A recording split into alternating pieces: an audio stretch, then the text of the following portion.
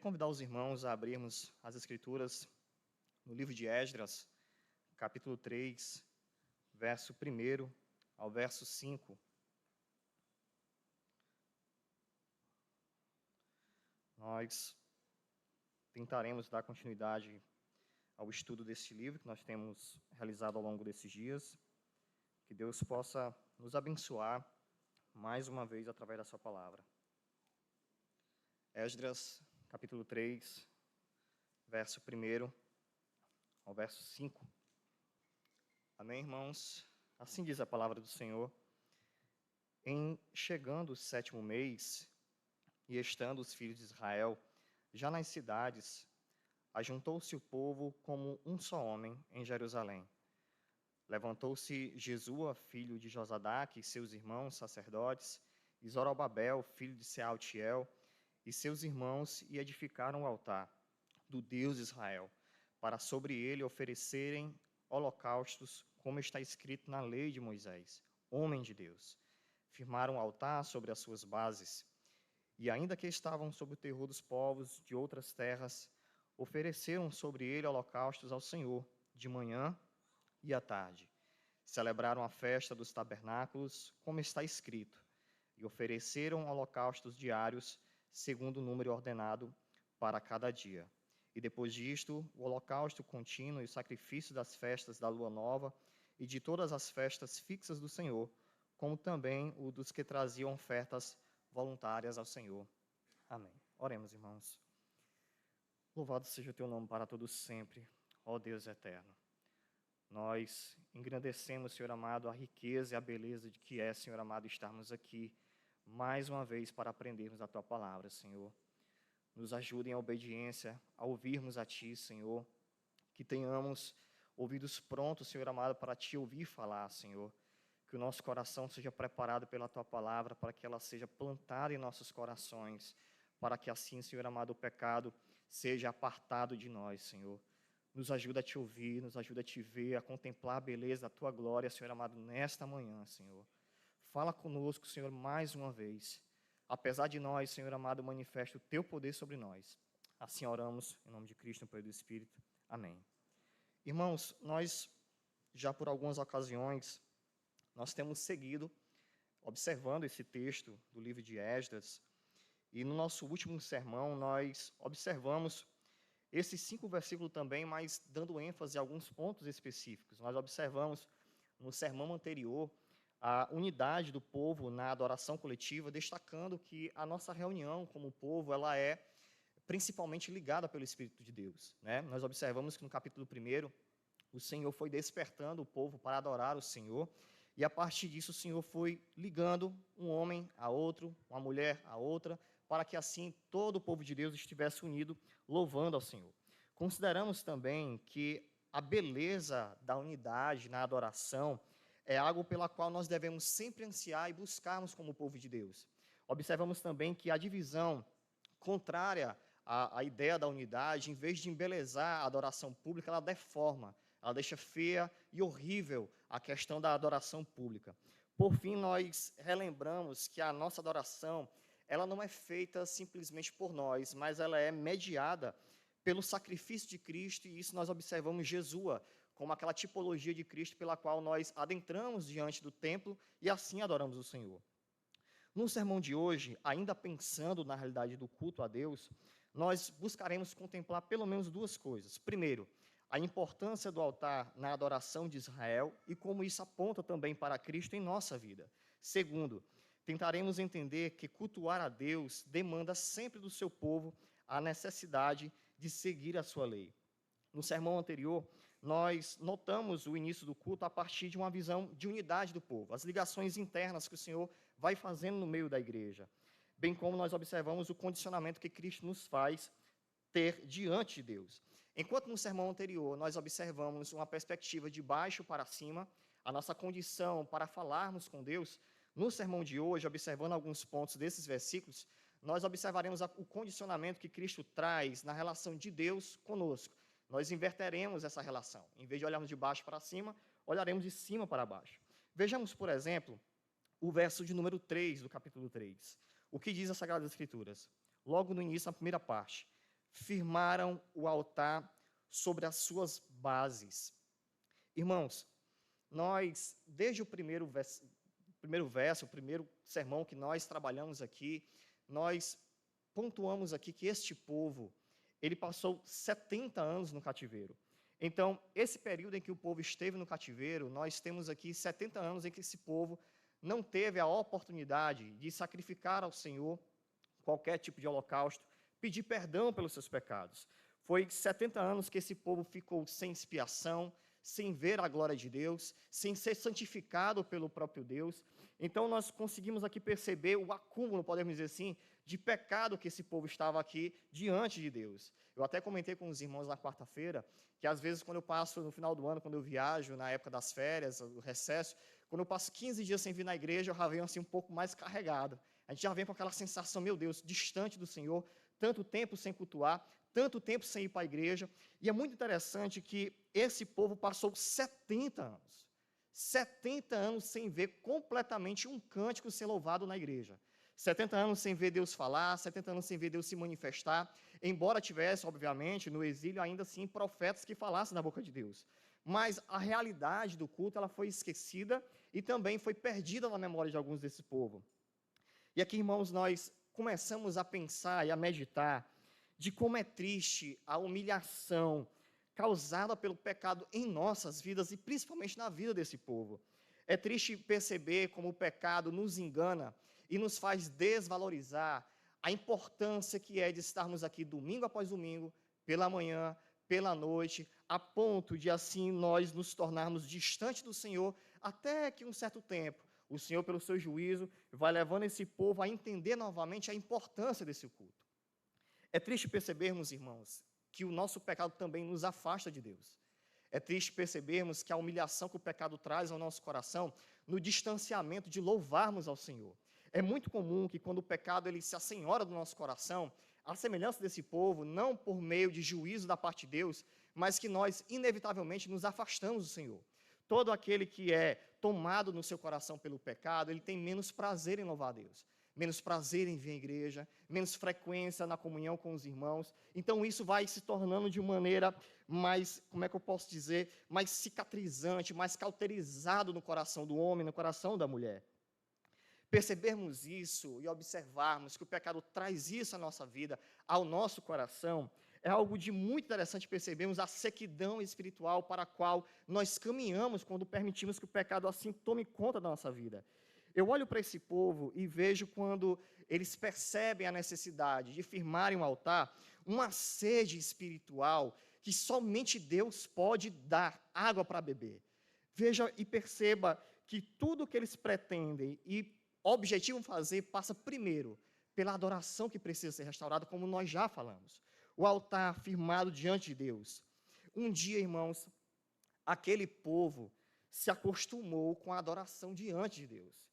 E a beleza, o encanto de adorar a Deus simplesmente se perdeu.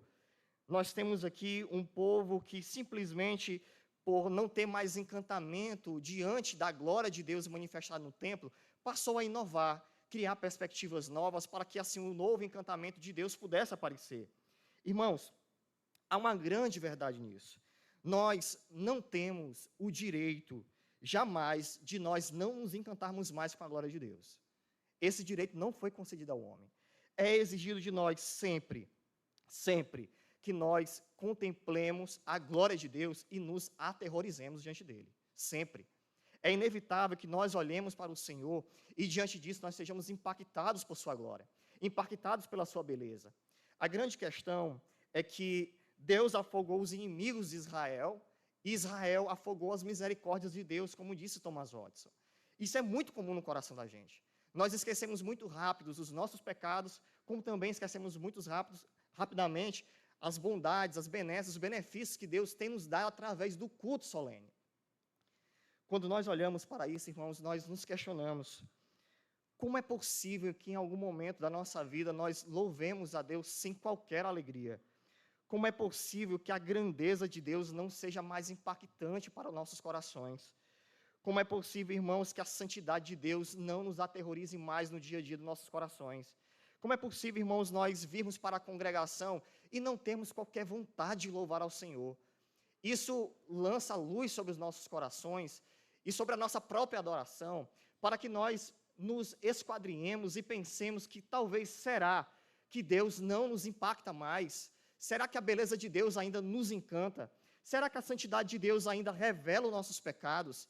Se tudo isso não nos traz mais qualquer pesar diante de Deus no culto de hoje, será que na verdade você já não se acostumou com Deus? Será que a religiosidade do seu coração diante de Deus já não tornou Deus comum na sua vida? Deus não é um ser comum, irmãos. Deus é o Rei do universo, o soberano sobre tudo e todos, e nós não temos qualquer liberdade de nós não nos espantarmos em grandeza, em beleza diante do Senhor. Nós precisamos, todas as vezes que entrarmos aqui, olharmos para o Senhor e como Isaías, Senhor, estou diante de um povo de impuros lábios, o meu coração é impuro, eu sou pecador, eu não mereço, a tua grandeza, a tua beleza se estende sobre toda a igreja, sobre todo o cosmos, eu preciso cada vez mais ser impactado pela tua glória, Senhor. Quando nós olhamos para isso, irmãos, nós percebemos que o pecado abateu aquele povo e causou-lhe uma sede insaciável. E o altar é o primeiro local para onde esse povo corre ou recorre a Deus.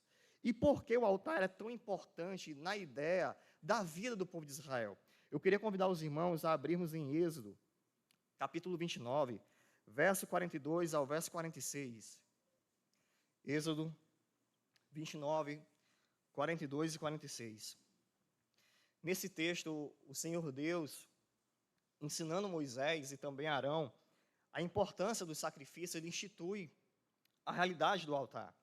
E quando o povo de Deus aqui em Esdras começa a reconstruir o altar, é para esse momento que eles estão olhando, é para esse momento que eles estão observando. O que precisa ser refeito, o que precisa ser observado novamente? Veja o verso 42. Este será o holocausto, contínuo por vossas gerações, a porta da tenda da congregação perante o Senhor, primeira coisa para a qual o altar foi instituído, onde eu vos encontrarei. Continuando, para falar contigo, para ouvir a voz de Deus. Verso 43. Ali virei aos filhos de Israel. Terceiro ponto, para que por minha glória sejam santificados. Verso 44. E consagrarei a tenda da congregação e o altar. Também santificarei Arão e seus filhos, para que me oficiem como sacerdote. Quarta razão, e habitarei no meio dos filhos de Israel e serei o seu Deus. Verso 46. E saberão que eu sou o Senhor, seu Deus, que os tirou da terra do Egito para habitar no meio deles. Eu sou o Senhor, seu Deus. Eu sou o Senhor, seu Deus. Embora seja uma grande verdade, isso precisa sempre ser dito. O povo de Deus precisa do seu Deus, irmãos. A igreja precisa de Deus. A igreja precisa de Cristo. A igreja precisa do Espírito Santo. E quando a gente pensa assim, meu Deus, isso é uma realidade, não precisa ser dito. Mas, apesar de ser uma realidade teórica, na prática, às vezes, isso não se torna real em nossas vidas. Por vezes, nós cultuamos ao Senhor e pensamos no Senhor, mas não rendemos glória suficiente ou necessária a Deus. Deus, graciosamente, irmãos, decidiu se relacionar com o povo de Israel e, por consequência, conosco também. É muito belo observar o desejo de Deus, e falo aqui como homem, como nos ensina o pastor André, desejoso de compartilhar a sua glória com esta igreja. Imagine, irmãos, vocês, nos seus pecados, cogitando também os meus pecados durante toda esta semana. Talvez, irmãos, vocês não decidissem se relacionar comigo hoje. Talvez eu não decidisse me relacionar com vocês hoje. Mas é belo que, apesar de tudo que nós fizemos esta semana, neste domingo, nesta manhã e na noite que virá, o Senhor pontuou este dia para se relacionar conosco, para manifestar a sua glória e assim sermos santificados, para Deus falar e nós ouvirmos, para Deus necessariamente habitar em nossos corações.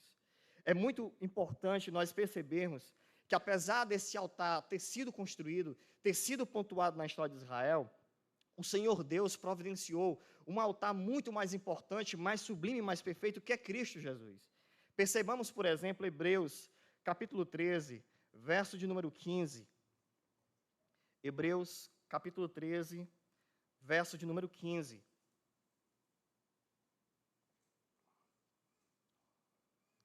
O escritor aos Hebreus tem uma preocupação em demonstrar aos irmãos daquela igreja que estavam preocupados com a necessidade, ou suposta necessidade, de retornar às práticas judaicas, e a partir disso começa a demonstrar que todas aquelas realidades que eram de Israel agora se completam e se confirmam em Cristo Jesus.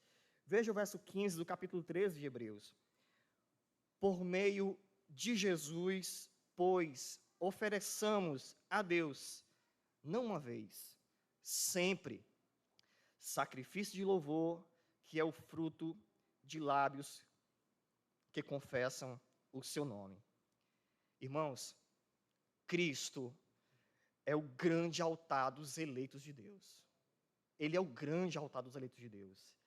É a Ele que nós devemos recorrer para ouvir Deus falar. Em João capítulo 5, verso 24, discutindo com os fariseus, ele disse: quem ouve a minha palavra e crê naquele que me enviou, tem a vida eterna. Se a realidade do altar era para que nós encontrássemos Deus, quando Filipe pergunta ao Senhor: Senhor, quando nós veremos o Pai? Ele diz: quem vê a mim, já vê o Pai. Se nós pensamos na realidade do altar de Deus no Antigo Testamento para sermos a habitação de Deus, no seu sermão, ali no capítulo 14, verso 23, Jesus diz: se alguém me ama, guardará a minha palavra, e meu Pai o amará, e viremos para ele, e faremos nele morada eterna. Morada eterna. Se pensamos no altar do Antigo Testamento para sermos santificados pela sua glória, no sermão sacerdotal, ou oração sacerdotal, no capítulo 17, verso 19, Jesus diz: e a favor deles, eu me santifico a mim mesmo, para que eles também sejam santificados na verdade. Então, toda a realidade do Antigo Testamento, do altar, agora colocada em Cristo, está muito mais acessível a todos nós. Para ouvirmos Deus falar, para nos encontrarmos com Deus, para sermos habitação de Deus e para sermos santificados por Ele. A semelhança do povo de Israel, irmãos, que era encontrado no altar, hoje o Senhor Deus nos encontra aqui, mas nessa feita por um altar muito mais sublime, sublime demais, que é Cristo. Se, irmãos, se naquele tempo o pessoal de Israel olhou para o altar e percebeu a necessidade urgente de recorrer a ele, quanto mais hoje em nossas vidas. Se hoje, irmãos, você chegou aqui lamentando pelos seus pecados, talvez não 70 anos de pecados acumulados, ou talvez sim, talvez já na sua velhice, hoje Cristo demande se revelar a você. Talvez você chegou aqui entristecido por um esfriamento espiritual nas suas afeições religiosas, necessitando ver mais da glória de Deus, necessitando ser habitado ainda mais intensamente pela obra de Deus. Há algo de muito necessário hoje. Recorra a Cristo. Recorra a Cristo. Cristo fala por meio da sua pregação. Cristo habita no meio da sua igreja. Cristo está se revelando em santidade ao seu coração. Se você chora e lamenta pelos seus pecados, Cristo está diante de você para que você contemple o próprio Deus. Seja de fato, irmão, agraciado pela graça de Deus. Ainda olhando para isso, irmãos, nós observamos que o culto a Deus, ele é guiado não pelas nossas invenções ou pelas nossas cogitações, mas o culto a Deus, ele necessariamente é guiado pela própria boca de Deus. Voltemos para Esdras, capítulo 3, verso 2 e verso 4.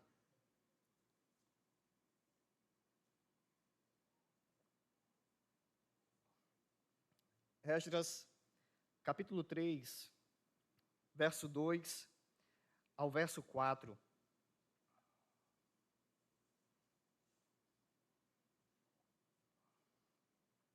Assim diz o verso 2 do capítulo 3. Levantou-se Jesua, filho de Josadaque, e seus irmãos sacerdotes, e Zorobabel, filho de Sealtiel, e seus irmãos, e edificaram um altar de Deus para sobre ele oferecerem holocaustos.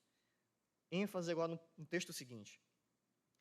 Como está escrito na lei de Moisés: homem de Deus, verso de número 4. Celebraram a festa dos tabernáculos, ênfase no texto seguinte, como está escrito. E ofereceram holocausto diário, ênfase no texto, segundo o número ordenado para cada dia.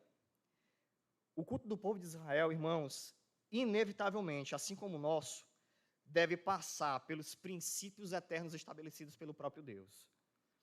É muito interessante nós olharmos para esse texto e considerarmos um caráter histórico desse texto. Entre a lei de Moisés e esse culto que o povo está realizando aqui, nós temos aproximadamente 962 anos.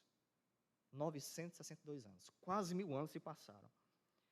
E foi por não observar no passado essa palavra de Deus, a necessidade de olhar para as Escrituras, em realizar de maneira correta o culto ao Senhor, que esse povo começou a acreditar na necessidade de gerenciar novos elementos no culto, e a partir disso Deus ser desonrado e esquecido, e assim tudo isso foi se perdendo. Outras coisas foram sendo colocadas, e é muito curioso porque quando coisas são colocadas no culto a Deus, e isso também se aplica à igreja, ela nunca é apenas um acessório ao culto a Deus, ela sempre substitui Deus completamente. Perceba, e você puxa na memória rapidamente, em vídeos que você já viu talvez na internet, em igrejas talvez neopentecostais, ou até pentecostais que vocês já participaram, como eu também participei, coisas que aparentemente eram acessórias, que não tinham qualquer tipo de caráter, de tirar a glória de Deus, foram corriqueiramente sendo colocada, inicialmente sendo introduzida, não tinha problema, não tinha isso, uma coisa foi, outra coisa foi, terceira coisa foi, quando de repente você percebeu que na verdade o culto a Deus tinha completamente se perdido, porque no culto a Deus só tem algo que pode reger o culto ao Senhor, que é o princípio estabelecido por Ele mesmo. Vejamos, por exemplo, Deuteronômio capítulo 30, verso número 15 ao 20. No passado, Deus advertiu da bênção e da maldição na forma em como o povo de Deus se relaciona com a palavra dele. Deuteronômio capítulo 30, verso 15 ao verso 20. Embora eu tenha dito, irmãos, que esses elementos de culto ao Senhor, às vezes introduzidos sem seguir o princípio bíblico, e citei especificamente igrejas neopentecostais e pentecostais, isso também não está distante da igreja reformada. A gente vai percebendo isso também sendo introduzido no meio teoricamente mais saudável e mais bíblico. Isso se deve à corrupção do coração do homem. E para onde nós devemos olhar? Sempre para aquilo que Deus falou. Verso 15 do capítulo 30 de Deuteronômio. Vê que proponho hoje a vida e o bem, a morte e o mal. Se guardares o mandamento que hoje te ordeno, que ames o Senhor teu Deus, andes nos seus caminhos e guardes os seus mandamentos, e os seus estatutos e os seus juízos, então viverás e te multiplicarás. E o Senhor teu Deus te abençoará na terra, a qual passas para possuí-la. Porém, se o teu coração se desviar e não quiser dar ouvidos, e fores seduzido, e te inclinares a outros deuses e os servires, então hoje eu te declaro que certamente perecerás. Não permanecerás longo tempo na terra a qual vais, passando o Jordão para a possuíres. Os céus e a terra, hoje, tomo hoje por testemunhas contra ti, que te propus a vida e a morte, a bênção e a maldição. Escolhe, pois, a vida para que vivas, tu e a tua descendência, amando o Senhor teu Deus, dando ouvidos à sua voz e apegando-te a Ele, pois disto depende a tua vida e a tua longevidade, para que habites na terra que o Senhor, sob juramento, prometeu dar a teus pais, Abraão, Isaque e Jacó. Eu recentemente finalizei meu devocional nos livros de 1ª e 2ª Reis, e achei muito curioso como o coração do homem é tomado pela maldade do pecado. Nós temos ali no 1º ao 2º livro, nós temos uma cobertura de monarquia, de reinado, entre 400 a 464 anos. E durante todo esse período, nós vemos aqui uma oscilação da espiritualidade, de buscar o princípio cultico ao Senhor. sempre o povo, os reis principalmente, tiveram uma gangorra entre buscar os princípios do Senhor e buscar os princípios de outros deuses, assim desprezando a lei do Senhor. Mas é muito interessante que essa gangorra, ela sempre pesou mais pelo desprezo à lei de Deus do que o amor à lei de Deus. O reino do norte, o reino do sul, Israel, juntando esses dois reinos, nós temos cerca de 43 reis que reinaram sobre Israel. 5 reis observaram completamente a palavra do Senhor. 4 reis observaram parcialmente a lei do Senhor. 34 reis desprezaram completamente a lei do Senhor. Em 400 anos, em 43 reis que o Senhor colocou sobre Israel, apenas 5, irmãos, apenas 5 tiveram amor pela essa palavra. Apenas 5. Isso me incomodou profundamente lendo esses livros. E eu me peguei olhando para essa palavra e dizendo, Senhor, o quanto eu de fato tenho amado a Tua lei, Senhor.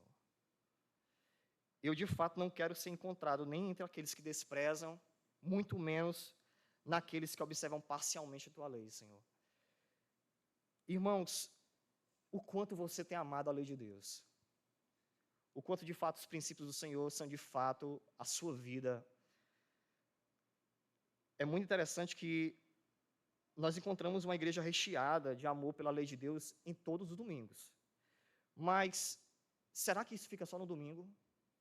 Será que isso fica apenas no domingo de manhã?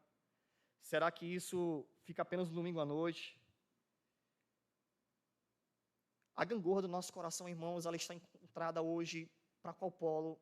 Pelo amor ao Deus, por desprezo a Deus. Onde de fato nós somos encontrados hoje na adoração ao Senhor, irmãos? Onde de fato nós somos encontrados? Ao observarmos isso, esse texto tão belo, registrado por Esdras, nós contemplamos algo também de muito importante, a beleza da eternidade da palavra. Nós vemos 1000 anos se passando e a palavra permanecendo.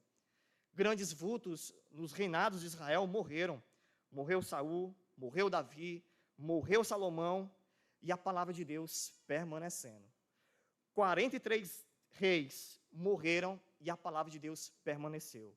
70 anos de cativeiro o povo passou e a palavra de Deus permaneceu.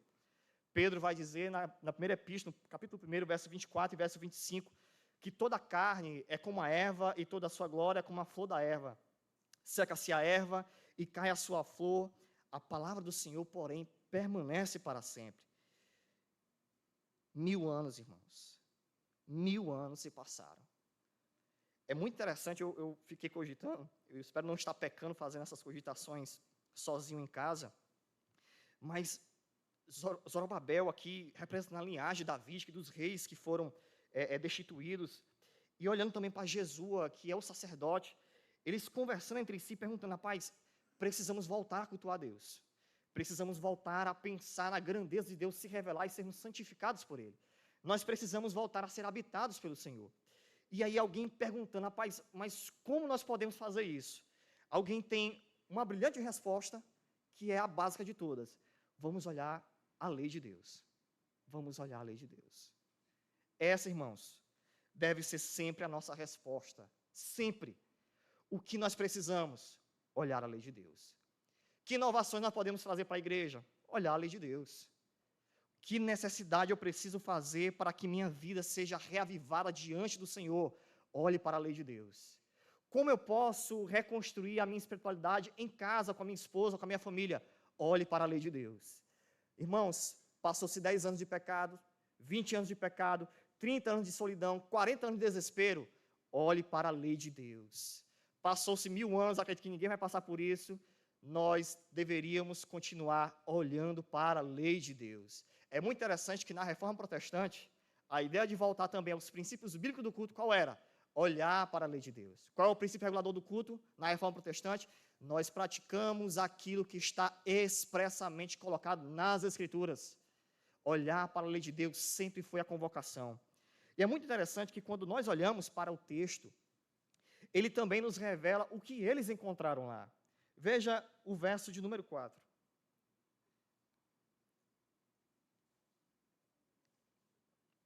Olhar para a lei de Deus, verso número 4 do capítulo 3 de Esdras, para ser mais específico. Cogitando, olhamos para a lei de Deus, nós perguntamos, o que esse povo encontrou? O que eles encontraram? Nada novo. Nada novo. Eles viram as mesmas velhas e belas verdades. Verso 4. Festas dos tabernáculos, que simbolizava a peregrinação do povo enquanto não chegou em Canaã. A necessidade, no verso 3, da Páscoa, o perdão dos pecados. A necessidade de um Redentor. Verso 5. Ofertas voluntárias, a alegria nos benefícios de Deus. É muito interessante que, ao longo de toda a vida do povo de Deus, ele é sempre convocado a trazer à memória tudo aquilo que Deus já ensinou. Sempre. Como eu disse, Thomas Watts, citando no texto dele a malignidade do pecado, ele é muito preciso em dizer que os nossos pecados e a bondade de Deus escapam rapidamente da nossa memória. Rapidamente. Nós esquecemos o quanto nós pecamos e esquecemos o quanto Deus é bom, o quanto Deus é misericordioso, o quanto a boa vontade de Deus nos guia. São sempre, irmão, as mesmas verdades. Nossos hinos e pregações devem nos lembrar que nós somos peregrinos, que carecemos de um Redentor, que precisamos de glória, que nós teremos uma habitação eterna diante de Deus. Os 3 hinos que nós cantamos hoje, vigiar e orar sem cessar. Vigiar e orar. Escolhidos fomos. Nós não tínhamos qualquer capacidade de trazer vida a nós mesmos, mortos em delitos e pecados. E nosso último hino vai cantar toda a beleza de Deus, toda a grandeza de Deus, daquilo que nós necessitamos. Independente da época, irmãos, independente do lugar, independente da cultura, toda a vida de adoração da igreja, em qualquer era, depende, ela começa e finaliza na adoração por meio da palavra do Senhor. O culto, irmãos, de coração, da igreja, só é de coração de fato, quando a palavra do Senhor ela é observada. Todas as vezes em que uma igreja ela busca adorar a Deus por qualquer outro meio que não seja a palavra, isso não reflete mais amor a Deus, mais empolgação a Deus, mas o contrário, desprezo pela palavra e desprezo pelo próprio culto ao Senhor. Se nós queremos amar mais ao Senhor, irmãos, nós devemos amar mais a sua palavra, mais a sua palavra. E a que conclusão nós chegamos, irmãos? Não importa onde o pecado colocou a sua vida, não importa a desesperança que o seu coração chegou por causa do pecado. Jesus Cristo é o altar onde você pode encontrar eterno perdão diante de Deus. Não haverá beleza em nosso culto à parte da palavra de Deus. Ao amarmos a Cristo, nós encontraremos com Deus, veremos a sua glória, seremos santificados e purificados e habitados por Ele. Olhemos sempre firmemente para as velhas verdades, pois é dela que nós precisamos, e somente dela. Amém, irmãos? Oremos. Bendito Deus, nos faz amar mais a Tua palavra, Senhor. Ela é boa, ela é perfeita, ela é agradável, Senhor. Às vezes nosso coração nos engana, Senhor, nos dizendo que nós precisamos de outras coisas além de Ti. Mas é da Tua palavra, Senhor amado, que emana todo o poder e toda a glória, Senhor. É em Cristo, Senhor amado, revelado nas Escrituras que nós encontramos perdão para o nosso coração, alívio para a nossa alma sedenta, Senhor, consolo para o nosso coração, meu Deus. Ó Senhor, nos socorre nessa manhã mais uma vez, Senhor. Expurga do nosso coração, Senhor amado, qualquer cogitação em nós pensarmos em qualquer outra coisa, Senhor amado, que possa substituir Tua palavra. Nos captura pela Tua palavra, Senhor. Faz dela, de fato, o nosso arrimo, Senhor. Nos ajuda em nome de Cristo, no poder do Espírito. Amém, Senhor. Pastor André.